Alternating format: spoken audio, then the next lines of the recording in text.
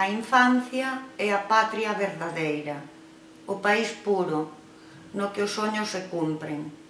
Para un neno, os homes son seres extraños e a morte non existe. Existen grandes ríos misteriosos, o medo que chega de súpeto coa noite, a ternura da nai, Ececais, Brancaneves e os Reis Magos. Cando un é neno, o soño máis sutil pode cumprirse.